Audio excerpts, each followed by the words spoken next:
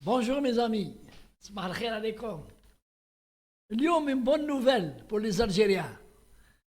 نقرأ في الوطن تاع le 8 aujourd'hui, le 8 février 2025. سمعوا مليح ها؟ Au cœur, au cœur d'un... سمحوا لي, je ne vois pas bien, merde. Au cœur d'une crise diplomatique entre Paris et Alger, la justice française annule l'expulsion vers l'Algérie de Doualem, l'influenceur, le fameux influenceur.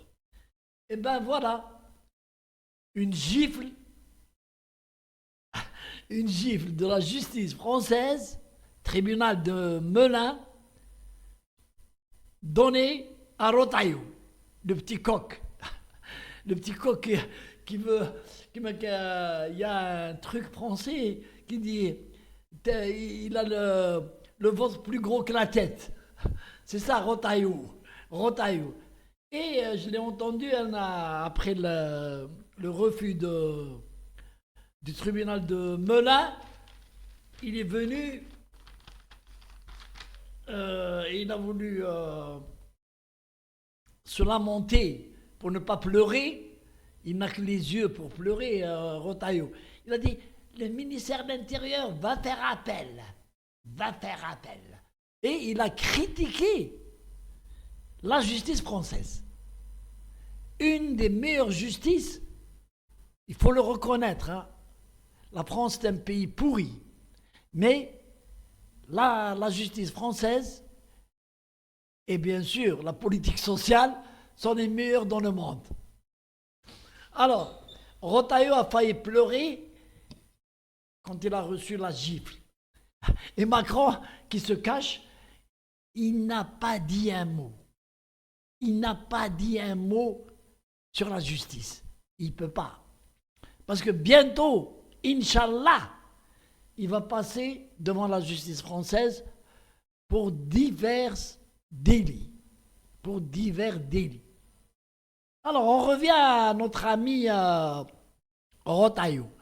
Rotaillot, un petit coq français, qui a voulu affronter l'Algérie. Il a cru de son poste de ministre de l'Intérieur, il pouvait pisser sur l'Algérie. C'est mal connaître l'Algérie, pas les Algériens. C'est mal connaître l'Algérie d'abord, sans oublier les Algériens. Les Algériens lui ont donné donc déjà une gifle, le jour où ils lui ont renvoyé notre ami Boualem, et il n'a pas pu digérer. Il s'est attaqué frontalement à l'Algérie avec des mots très très très très graves pour un ministre qui, si Boumediene était vivant dans cette crise, rien que pour les paroles de Rotaillot, on aurait rompu les relations diplomatiques avec la France. Puisqu'il a dit des choses fausses, insultantes contre l'Algérie. Et il n'a pas été rappelé à l'ordre par le président de la République. Qu'est-ce que ça veut dire? Cela veut tout dire. Mais ils ont de la chance. Le président Tebboune, c'est un homme très sage, un énarque, et il sait ce qu'il fait, et il va doucement, doucement, gifle par gifle. Une gifle derrière une autre gifle. Et ce n'est que le début pour Rotaillot, ce n'est que le début. Vous allez voir ce qui va lui arriver avec l'Algérie et les Algériens de France. Vous allez voir. Ça lui apprendra à ne pas affronter un peuple qui a mis dehors ses ancêtres. avec, comme, avec force, avec armes à la main, ils ont fait sortir ses ancêtres de l'Algérie. Un coup de pied dans le cul. Et ils ont beau pleurer au niveau des ports, des aéroports, ça n'a rien changé. Et on leur a dit, les Algériens de l'époque leur ont dit, voilà, cher ami, ou la valise ou la mort. Qu'est-ce que vous choisissez? En pleurant, ils ont dit, non, on choisit la valise. On choisit la valise. Et ils ont été mis dehors. Ils ont laissé leurs appartements meublés et tout. Mais heureusement que l'État algérien, c'est un État quand même de droit, il a maintenu leurs droits sur leurs biens jusqu'à maintenant. Jusqu'à maintenant, beaucoup des propriétaires français sont revenus, ils ont récupéré leurs biens, certains ont été dédommagés. Puisqu'il y avait, dans le cadre de la loi, dans les accords d'Évian, que les biens des Français étaient protégés. Et l'Algérie a respecté. Et il n'y avait aucun logement, jusqu'à aujourd'hui, aucun logement qui appartient à un Français qui est parti avant l'indépendance ne soit vendu sans l'accord des autorités algériennes. Et l'État algérien a la prépondérance pour acheter, pour acquérir ce logement qui devient bien de l'État. Il ne faut pas le comprendre pour les ministres, pour les généraux, non. Propriété de l'État. Il rentre dans le domaine des biens de l'État. C'est comme ça. Et beaucoup de Français, jusqu'à aujourd'hui, 2025, continuent, ils ont des gestionnaires, et j'en connais, ils ont des gestionnaires qui leur gèrent leurs biens, puisque beaucoup sont loués. Certains ont été vendus. L'Algérie n'est pas un pays sauvage. Les autorités algériennes sont des hommes et ils ont la parole, pas comme les Français. Revenons à notre Rotaillot, qui s'est pris donc dans un vertige. Et on l'a surnommé, lui et Gérard Darmanin, le ministre actuel de la Justice, les ministères de la parole. C'est-à-dire 2 ministres de la parole. C'est les Français qui les ont surnommés, hein, pas nous. Ils sont surnommés ministres de la parole parce que ils blaguent, ils tchatchent sans rien faire. Sans rien faire. Moi, je voudrais bien savoir ce qu'a pu faire, ce qu'a pu réaliser Rotaillot depuis 5 mois qu'il est ministre de l'Intérieur avec l'Algérie. Allez, qu'il nous donne les résultats. Puisque lui, il se prenait pour un coq français. Il n'a rien pu faire avec l'Algérie. Et les OQTF n'ont pas bougé. Aucun OQTF n'a été accepté par l'Algérie. Et ne le sera pas, malgré toutes les menaces brandies contre l'Algérie. Non. Le jour où les dossiers seront des dossiers réglo, acceptés par l'Algérie, on vous donnera des laissez-passer. Et moi, je peux vous faire une proposition malhonnête.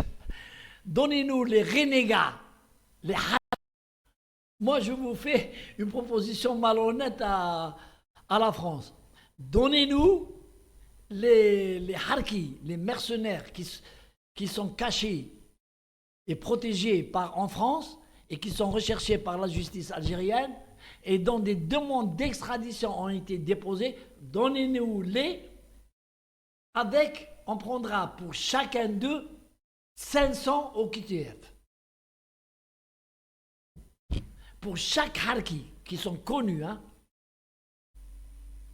qui sont connus, demandés par la justice algérienne, on prendra avec chaque harki qui sera extradé vers l'Algérie 500 OQTF. Alors vous imaginez combien l'Algérie va prendre. Donnez-nous nos 10 harkis qui sont cachés en France, protégés par la DGSE française, et nous accepterons, nous vous délivrons 5000 laissez-passer pour 5000 OQTF. Et nous, quand ils viendront ici, on s'en occupera. Nous avons les couilles, nous. Nous ne sommes pas des Français. Plutôt, nous ne sommes pas des Françoises. Nous, on est des Algériens, et les OQTF vont venir ici, on va s'en occuper. On va bien les materner, on va bien leur donner du lait, on va bien leur donner du ben, on va s'en occuper. Et vous nous envoyez nos harkis, il y a plus que 10, mais nous avons besoin que de 10. Ils sont connus. C'est les plus harkis. Alors, nous attendons la réponse. Moi, je m'engage. Donnez-nous nos harkis, ils viendront ici, on va s'occuper d'eux aussi, et vous envoyez les OQTF qui vous posent problème. On va vous débarrasser de 5000. Il y a 5700 ou 5800 Algériens qui doivent être expulsés, qui sont expulsables. On les prendra tous, mais vous nous donnez nos harkis. Nous, on aime les harkis. Ces harkis, on les aime. Alors, je vais vous les citer. Le Tahan, c'est-à-dire le cocu magnifique, Abdou Hichem. Le 106, Naqsh, Abdou Sammar. Le Bâtard, Emir DZ. Le 106, Choukri Bouzahra, le petit harki. Le petit harki.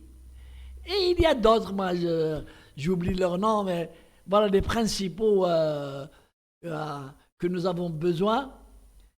Alors, vous nous les donnez et nous vous prendrons tous les OQTF et comme ça vous réglerez votre problème entre vous. Vous n'aurez plus de délinquance, vous aurez beaucoup l'opinion publique française, elle sera satisfaite. C'est comme ça qu'on fait des affaires. Allez, salam alaikum. Et Rotaillot, il devrait comprendre qu'il a échoué dans sa mission de ministre de l'Intérieur. Il est en train de faire de blabla, y compris dans les affaires internes. En France, où nous voyons les fusillades, nous voyons les enfants qui se battent avec les couteaux entre eux, des élèves dans les écoles, et il n'a pu rien faire. Il est en train de blaguer. C'est pas avec un bonhomme pareil que la France va régler ses problèmes de sécurité. C'est moi qui vous le dis. Moi, dès que j'ai vu sa gueule, Rotaillot, je me suis dit, celui-là, c'est un drôle de zig et il n'a que la tchatch. Je vous le jure. Et je connais les hommes. C'est pas un type qu'il faut à la tête du ministère de l'Intérieur français. Allez, salam alaikum.